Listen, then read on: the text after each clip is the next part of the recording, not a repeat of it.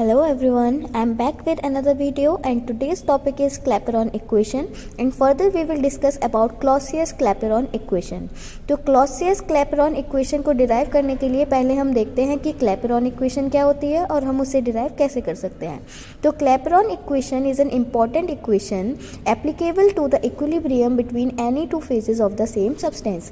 यानी कि अगर कोई भी एक सब्सटेंस दो फेजेस में प्रेजेंट है और दोनों फेजेस के बीच इक्विलिब्रियम है, यानी कि दोनों जो फेज़ हैं वो इक्विलिब्रियम की कंडीशन में है आपस में एक दूसरे के, तो ये इक्वेशन उस कंडीशन पे एप्लीकेबल होती है। इस इक्वेशन को हम सेकंड लॉ ऑफ थर्मोडायनेमिक्स से डिराइव कर सकते हैं। सेकंड लॉ ऑफ थर्मोडायनेमिक्स हमने पढ़ा है कि वो एंट्रोपी, हीट और टेम्परेचर को रिलेट करता है। तो अब हम इसका डेरिवेशन देखते हैं कि असल में हम इसका डेरिवेशन करेंगे कैसे। तो हम केवल कंडीशन समझ लेते हैं फिर डेरिवेशन करेंगे। तो मान लो कि कोई सिंगल सब्सटेंस दो फेजेस में एग्जिस्ट करता है, एक फेज है ए, एक फेज है बी और दोनों ही फेज आपस में इक्विलिब्रियम में है और कंडीशन क्या है कि टेम्परेचर भी कांस्टेंट है और प्रेशर भी कांस्टेंट है। तो अगर अब हम उस सब्सटेंस का एक मोल किसी एक फेज से यानी कि फेज ए से फेज बी में ट्रांसफ़र करते हैं और टेम्परेचर और प्रेशर को बिना चेंज करें, यानी कि टेम्परेचर और जो प्रेशर है उसका चेंज जीरो होना चाहिए, कांस्टेंट होना चाहिए, then there will be no work done other than that of expansion. इस कंडीशन में कोई वर्क डन नहीं होगा, केवल एक्सपेंशन होगा। सो जो इक्वेशन है जो हमने सेकेंड लॉ ऑफ थर्मोडायनेमिक्स से ड्राइव करी थी in terms of free energy, वो ये होती है कि d G is equals to V D P minus S d T. अब यहाँ पर टर्म समझ लीजिए कि जी का मतलब है फ्री एनर्जी और जैसे ये डी लिखा हुआ है ना आगे, तो आप चेंज मतलब इसका मतलब चेंज होता है कि चेंज इन फ्री एनर्जी, यहाँ पे वी डी पी यानी कि चेंज इन प्रेशर और एस डी टी यानी कि चेंज इन टेम्परेचर। वी हमारी वॉल्यूम है, पी प्रेशर है, एस एंट्रोपी है और टी टेम्परेचर है।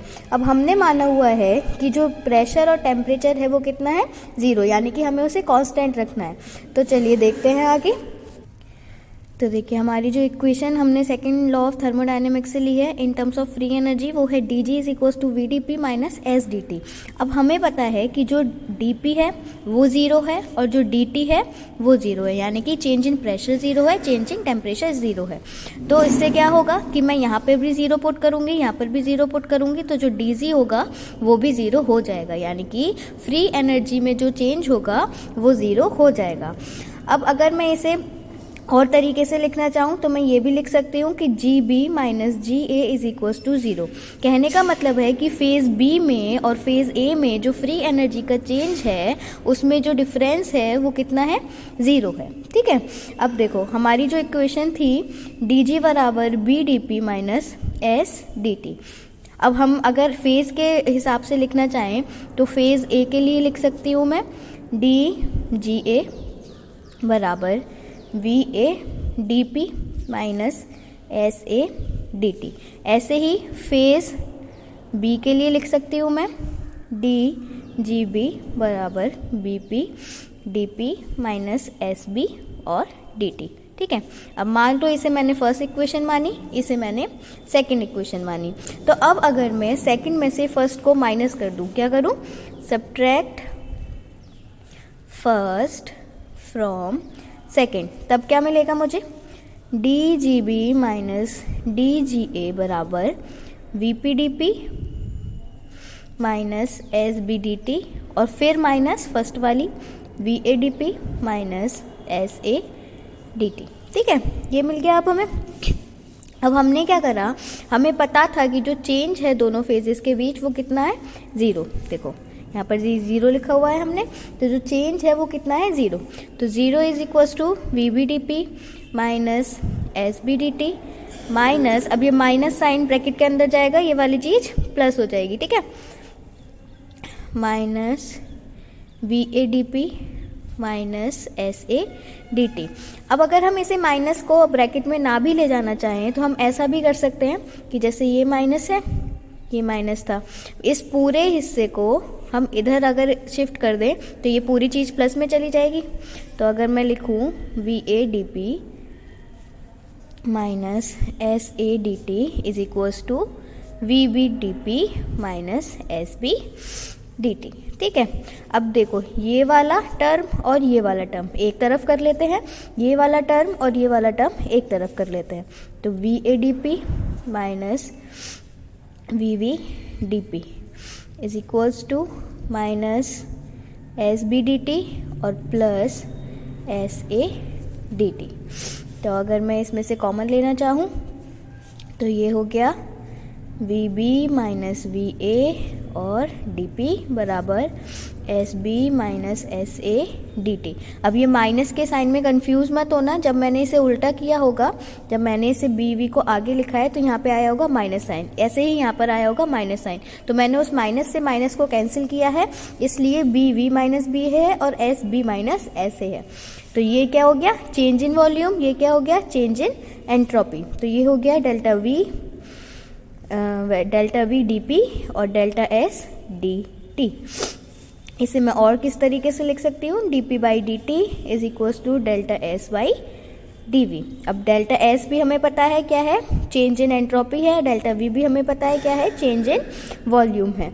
अब अगर हमें मतलब एक कंडीशन है कि जैसे इक्विलिब्रियम पे हमें पता होता है डेल्टा जी 0 के बराबर है, तो जो डेल्टा एस होगा वो किसके बराबर है, डेल्टा एच बाई टी के बराबर, डेल्टा एच बाई टी के बराबर, हमें पता है ये चीज़ है ना सेकंड लॉ ऑफ थर्मोडायनेमिक्स से।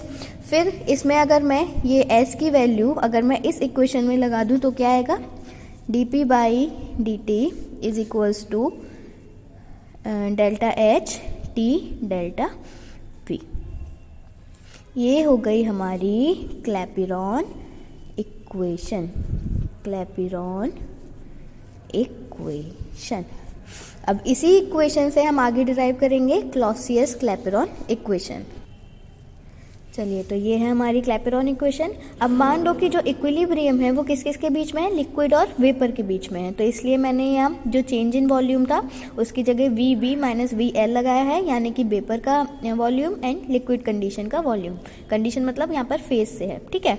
अब अगर मान लो कि जो हमारा टेम्परेचर है लिक्विड का वो क्रिटिकल पॉइंट से काफ़ी दूर है, मतलब क्रिटिकल पॉइंट के पास नहीं है। अब क्रिटिकल पॉइंट क्या होता है, देखो क्रिटिकल पॉइंट ऐसा एक पॉइंट है जिसपे टेम्परेचर और प्रेशर में मतलब एक पर्टिकुलर टेम्परेचर और प्रेशर पर हम किसी लिक्विड और गैस को, या दोनों जैसे दो अलग अलग फेज हो गए लिक्विड और गैस, उन दोनों को डिस्टिंक्ट नहीं कर सकते, यानी कि उन दोनों को अलग अलग नहीं कर सकते। तो मान लो जो हमारा टेम्परेचर है वो क्रिटिकल टेम्परेचर से काफ़ी दूर है, जो लिक्विड का टेम्परेचर है, तो होगा क्या कि हम लिक्विड की वॉल्यूम नेग्लेक्ट कर सकते हैं, यानी कि हम ये वी एल जो लिखा है इसे नेग्लेक्ट कर सकते हैं। तो ये क्या बना, अगर हम इसे हटा दें तो बना d P by d T is equals to delta H by T और वी वी, ठीक है।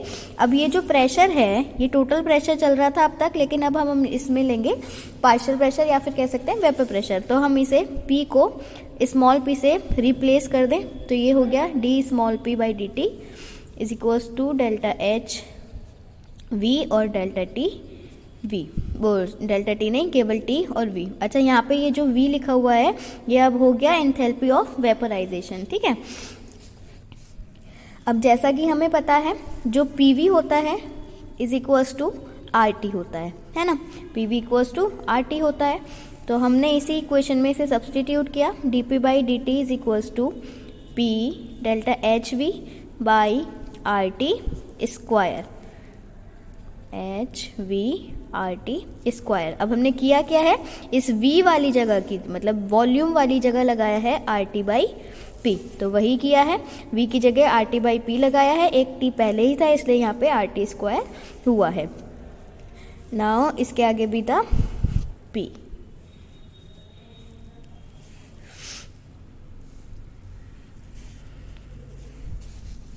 मतलब हम जब इस p को आगे ले जाएंगे तब p D P by d T, तो ये हो गया delta H V by R T square. अब हम इस पूरे टर्म को क्या लिख सकते हैं, d log P by d T equals to delta H V RT square.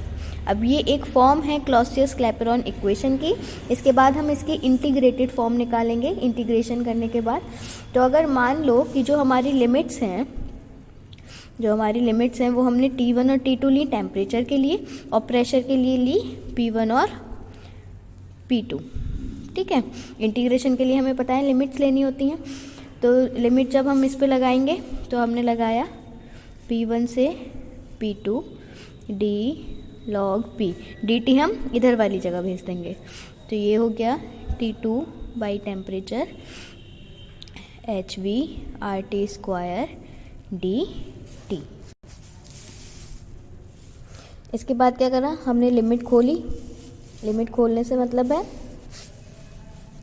कि ये था log P2 by P1 equals delta H V by R. क्यों बाहर लिया, इंटीग्रल से बाहर इसलिए लिया क्योंकि ये चीज़ें कांस्टेंट है। अब इंटीग्रल किसका होगा, T1 by T2 dt by T square, dt by T square. अब देखो ये जो है, ये पूरा जो टर्म है इसका इंटीग्रल किस तरीके से होता है। जो हमारा इंटीग्रेशन का फॉर्मूला होता है वो असल में होता है x की पावर n dx बराबर x की power n plus 1 upon n plus 1। तो ये जो टी स्क्वायर लिखा हुआ है इसे हम और क्या लिख सकते हैं, t माइनस 2 लिख सकते हैं, है ना। अगर टी स्क्वायर को ऊपर कर दें तो t माइनस 2 लिख सकते हैं। तो असल में यहाँ का इसका जो इंटीग्रल करेंगे वो हम कैसे करेंगे, t माइनस 2 dt। ठीक है, तो किस तरीके से हो जाएगा, t minus 2 plus 1 by minus 2 plus 1, मतलब t माइनस 1 अपॉन माइनस 1, यानी कि ये वाला माइनस ऊपर आया, माइनस t माइनस 1।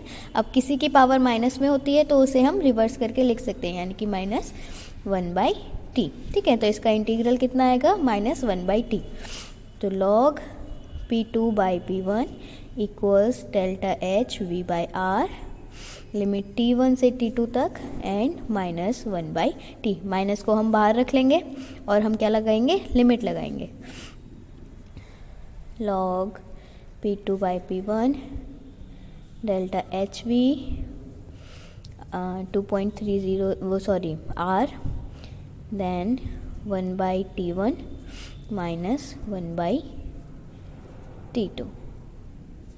और अगर हम ये वाला जो माइनस था उसे बाहर रख लेते तो क्या बनता, log P2 by P1 minus delta H PV by R, तब बनता 1 by T2 minus 1 by T1।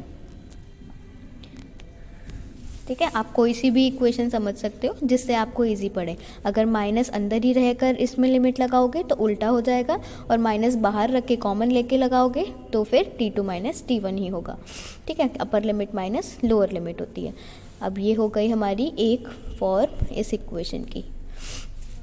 अब यहाँ पर जो लॉग था वो कौन सा चल रहा था, एक्सपोनेंशियल, यानी कि बेस में क्या था, ई था। अब अगर मैं बेस में 10 लाना चाहूँ, लॉग 10 में कन्वर्ट करना चाहूँ तो क्या आएगा यहाँ पे टर्म 2.303, यानी कि delta H V 2.303 R 1 by T2 minus 1 by T1। And ये दोनों इक्वेशन क्या शो करती हैं, क्लॉसियस क्लैपेरॉन इक्वेशन।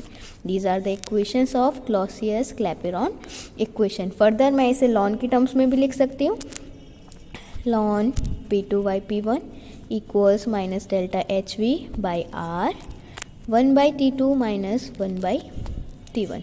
ये भी हमारी इक्वेशन कौन सी है, क्लॉसियस क्लैपेरॉन इक्वेशन। तो दिस एंड दिस तीनों ही इक्वेशन क्लॉसियस क्लैपेरॉन इक्वेशन के हैं, मतलब डिफरेंट फॉर्म्स हैं डिफरेंट टर्म्स में।